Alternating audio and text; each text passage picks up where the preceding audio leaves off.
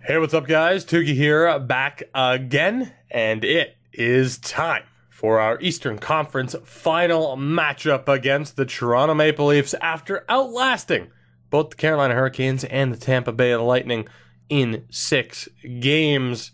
We are now just 4 wins away from getting back to the Stanley Cup final, something that I honestly was starting to doubt would ever happen again.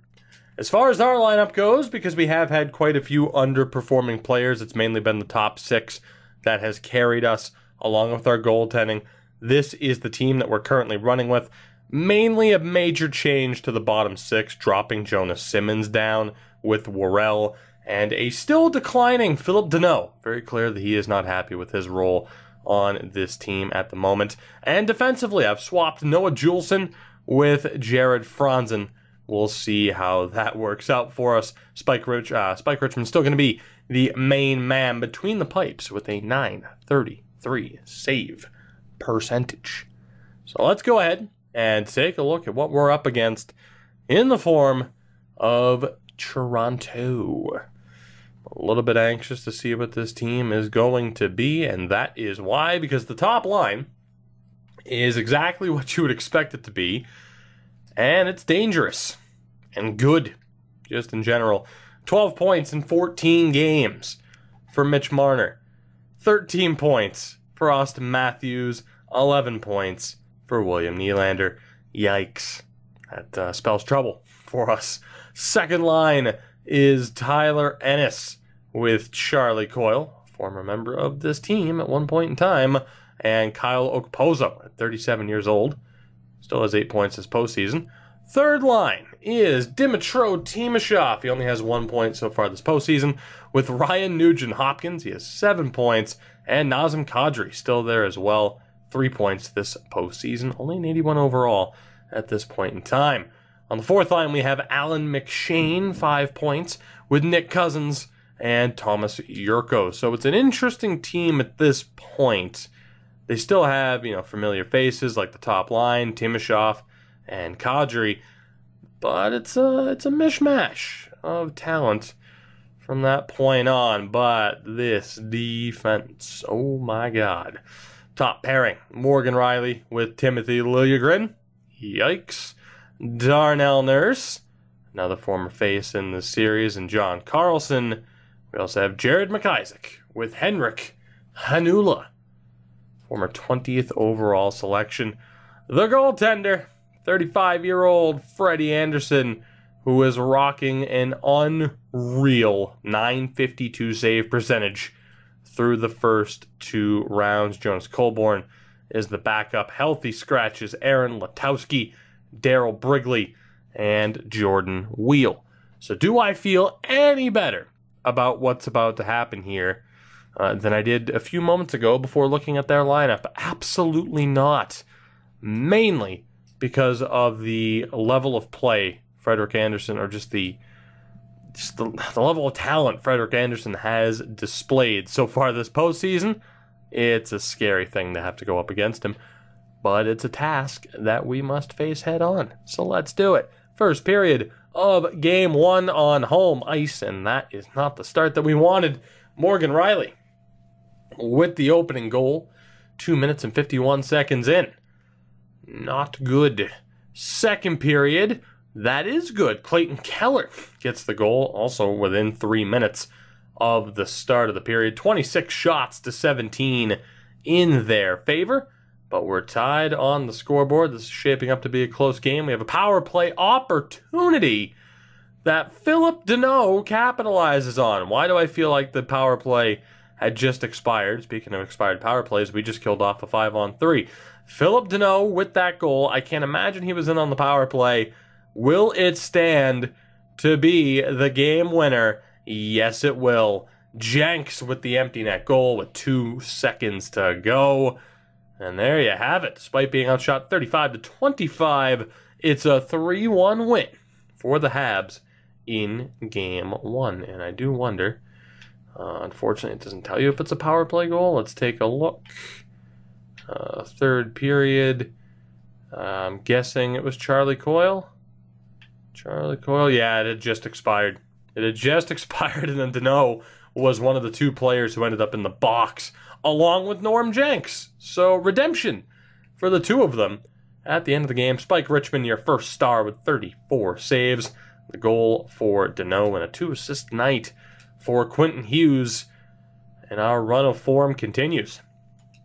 It's a victory in Game 1. Moves us to 9-4 so far this postseason. We're going to jump right into Game 2 after the victory. No reason not to.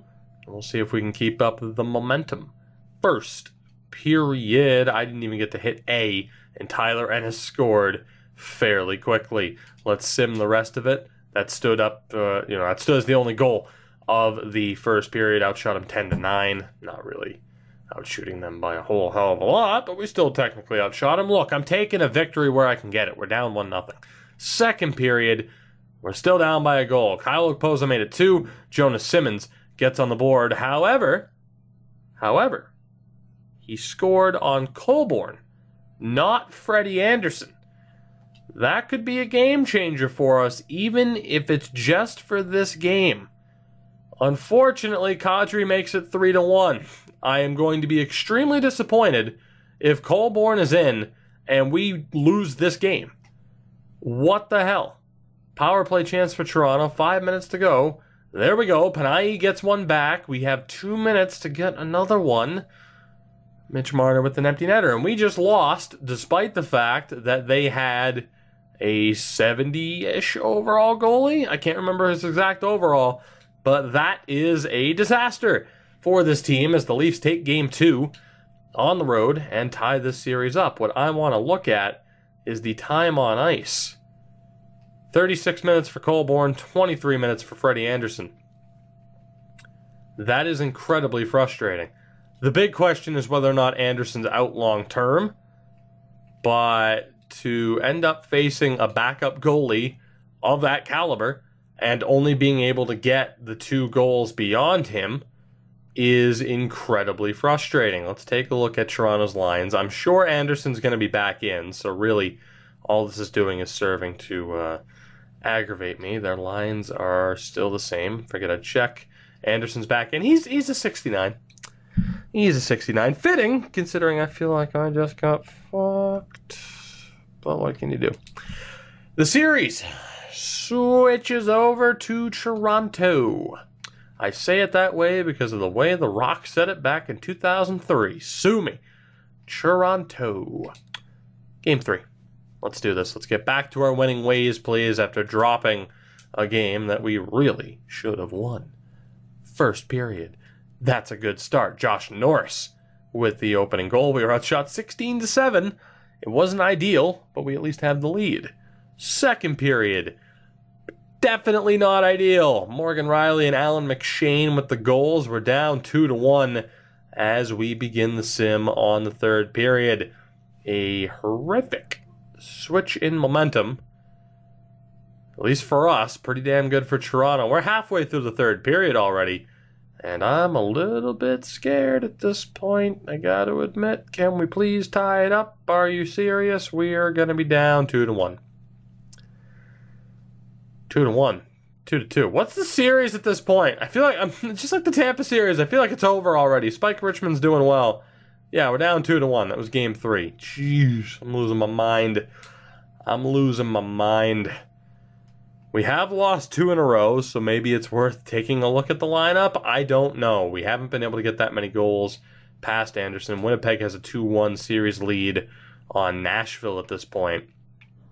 So let's see. Who's the most underperforming players? Simmons has 3 points. Danault only has 2, so we'll move Simmons up. Worrell is awful. Has been absolutely awful for us. Only 2 points for Kip Conklin. Has he done better than Danault plus-minus wise? No, he hasn't. So we'll move Conklin back even further. High Note with 3 points. He'll stay right there. Garlock only with 2 points. So guess what, buddy? You're getting moved down a little bit. You'll stay above Danault just off a tiebreaker. Atkinson with 9 points. Only 6 points for Norris. Of course, it was 3 points for High Note. 10 points for Panayi. 11 for Keller. 10 for Cunning. And Farabee, we know, is still killing it. So the top line will stay the same. Second line will stay the same, actually. And it's going to be Garlock, Highnote, Simmons, Deneau, Conklin, Worrell. Go figure. Lines that we've had before. Although I am tempted to take Worrell out of the lineup. Who could we substitute in? Either Pascal Laberge, Rooney, Postler. And we know Gustav Postler has some offensive capability. Walker. Yeah, you know what? I mean, we picked up Worrell to be a little bit better on the fourth line. That has not been the case whatsoever, despite his ability. So let's go. You know what? I mean, not that I really... You know what? I'm alright with losing Worrell. Whatever. It'd be an extra third-round pick if we're lucky. I'm thinking with Laberge... What do we want to do here? Maybe call up... Who do we want to call up here? You know what? Let's go for Lind and Postler. Laberge, I am sorry. But let's see if these changes can help us out at all. I doubt it, but you never know. So we are going to have to go best lines for the moment because of the PK. So Farabee, Cunning, Keller, Panayi, Atkinson, or Panayi, Norris, Atkinson. There we go. It's looking a little bit better. Can any of you play center? Postler can, kind of. Conklin also kind of can. Conklin's better at center. We'll go with that. Postler, Conklin, and Lind. Not what I expected the fourth line to be at this stage. And we'll switch the defense back around as well. Go best lines. I already did that, but we'll hit the button again. And we'll move forward.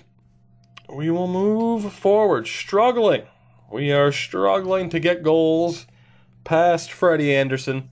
Hopefully that changes here in this next game. We put up 3 in one game. Now we only have 3 goals against the Leafs in general in the past 2, despite the fact Freddie Anderson only played a third of a game, or at least a little bit over a third of a game.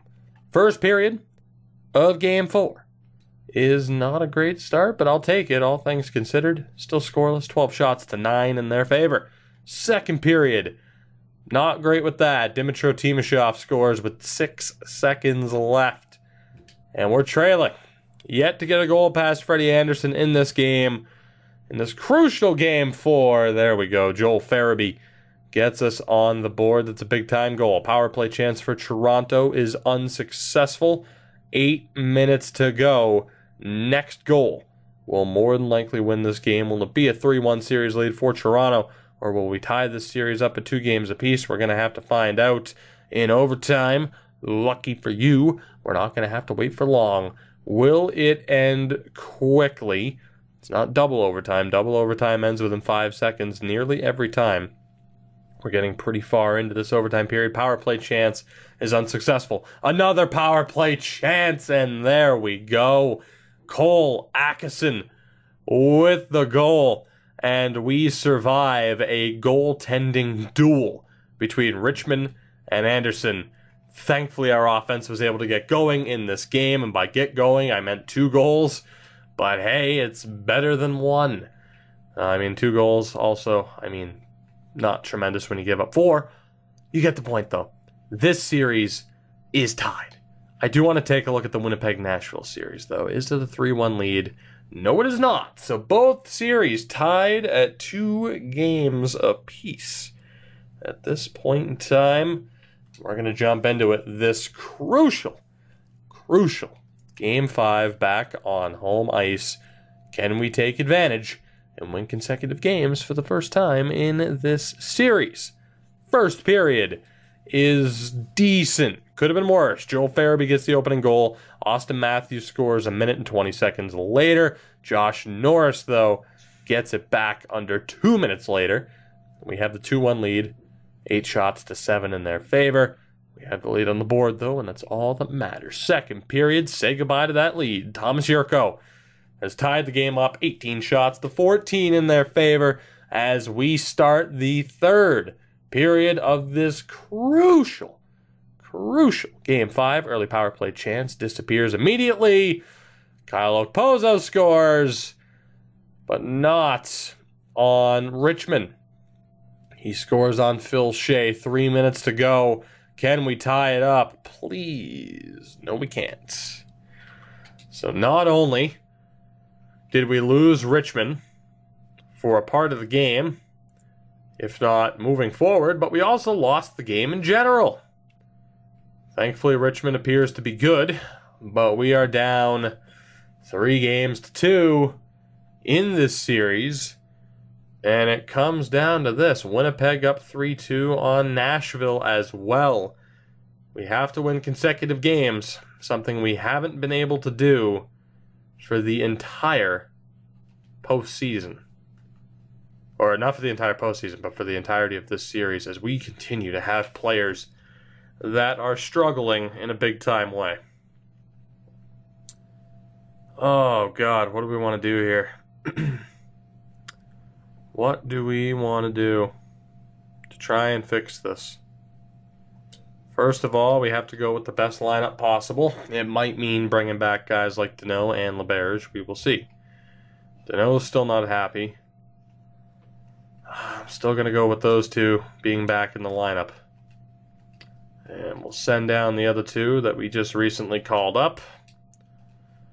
And I'm going to try a different approach here. I'll tell you that right now. I'm going to try a different approach of having,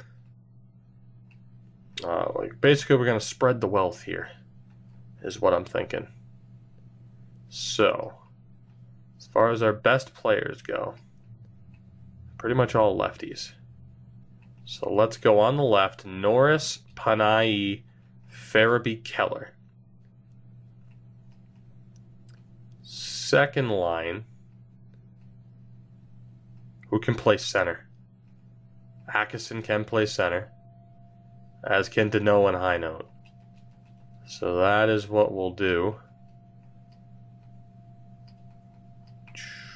91 offensive awareness, 90, 85, 85. Let's go Simmons, Garlock, Conklin, Worrell. So it's Farabee, Cunning, Simmons. Obviously, Farabee and Cunning can still get it done. Keller and Akeson can still get it done. Panayi can hopefully carry that line. Norris can hopefully carry this line. That is basically our only hope. It's not a perfect strategy by any means, but we're going to just try to do whatever the hell we can here to somehow sneak out a win. And to be honest, I'm looking at the similar options here. Let's go with how do we want to do this?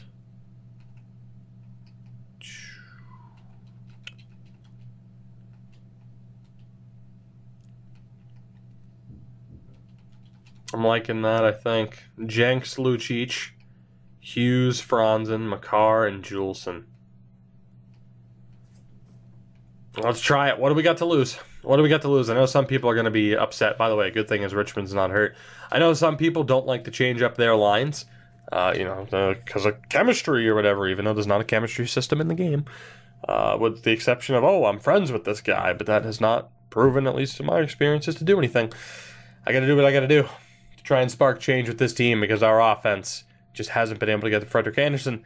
And if we can't do that here in Game 6, we're done for. Not to mention our defense has been fairly disappointing. I'm not upset with Richmond, but we're getting outshot in most periods. Not cool, man. Not cool. So help support our goaltender is what I'm trying to say. First period of this crucial Game 6 on the road in Toronto, and that is the start that we needed. Cole Akeson and Joel Farabee. 2 goals. We outshot them 11-5. That is a much better start. It would have been nice if we could have played at that level without having to face an elimination game, though. Second period, that's good enough for me. They battled back in shots. It's now 18-17 in their favor, but we're still up 2-0 on the scoreboard. Let's see if we can hold on. Montreal, of all people, gets a goal. It's 3-0 with 11.5 to go. Montreal, welcome to the playoffs, buddy. Glad you decided to show up, especially, considering we beat your former team in the previous round. Mitch Marner ruins the shutout. Alan McShane gets another one. And thankfully, mercifully, the game ends. And we live to see another day. We live to see Game 7 on home ice back in Montreal. A 3-2 win in Game 6. A must-win game. Spike Richmond with 27 saves. And we have one more game to win. It all comes down to this. The question is, will the Jets have the Jets clinch their spot? Will they have clinched their spot? Will they have clinched their spot? Yeah, that's close enough. You know what I mean. Are the Jets in the final? That's what I want to know. Let's find out before we go through Game 7. The lineup will stay the same, and indeed, the winner will go on to play the Winnipeg Jets in the Stanley Cup final. It comes down to this. It's an all-Canadian Cup final. No matter what, will we be a part of it? We haven't been back since we lost to Chicago in Season 1. Can we get the job done here to punch our ticket back to the Cup final? Let's find out. First period. It's not a great start. Mitch Marner scores 3 minutes and 3 seconds into the first 16 shots to 9 in their favor.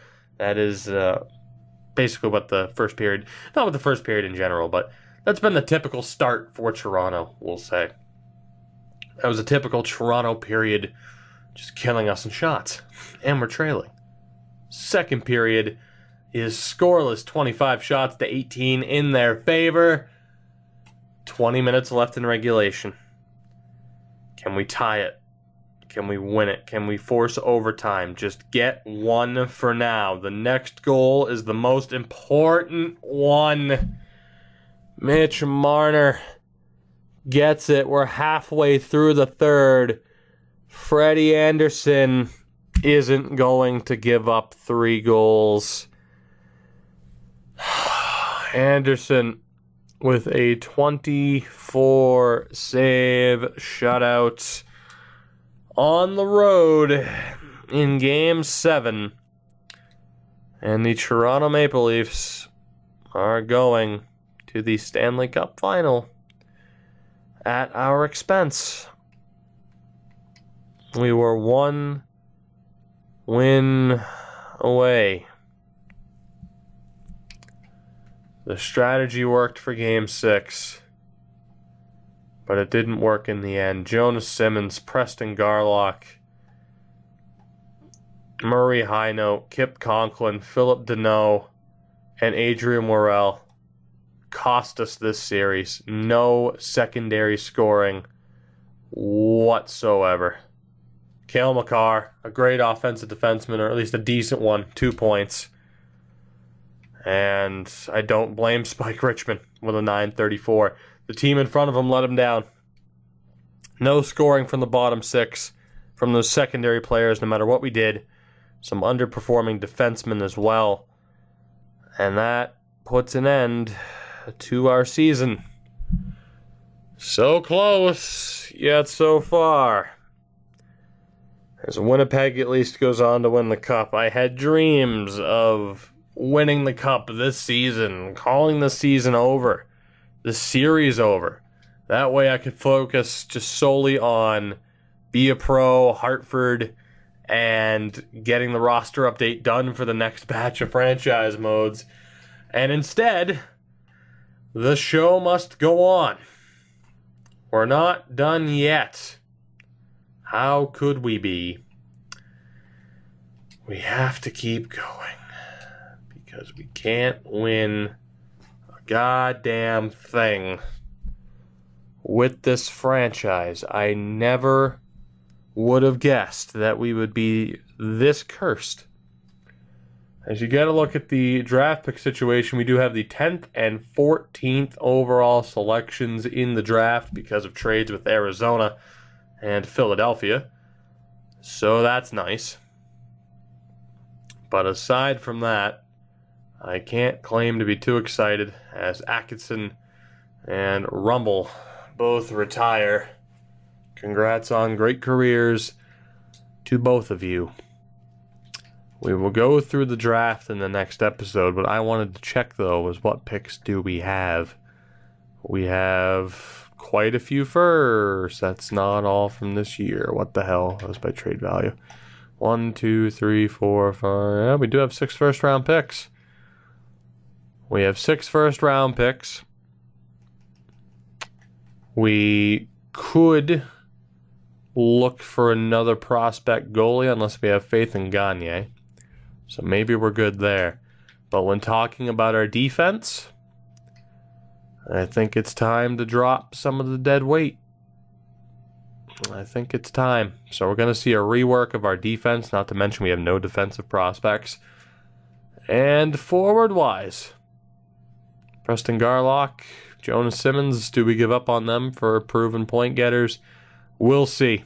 We have options heading into the next draft, but needless to say, the goal is to get back to the postseason next season and get the job done. As Winnipeg wins the Cup, President's Trophy goes to waste. Sagan wins the Art Ross, Laine the Hart. Some dude named Sloan wins the Norris. Calder goes to some dude in St. Louis. Conn Smythe goes to Scheifele. Demko to Vezina. Jennings went to Richmond and Shea. And of course, at this point, we'll recognize about half the names in the AHL. Ryan Poehling put up the most goals. DiPietro takes home some hardware as well. Guys, it is another tremendously disappointing end to this season, or to a season. We'll be back in the next episode. We'll try to get the job done for next year. I don't know what else to say, other than I thank you guys for watching. I'll catch you next time. Have a good one. Take it easy. Oh, man.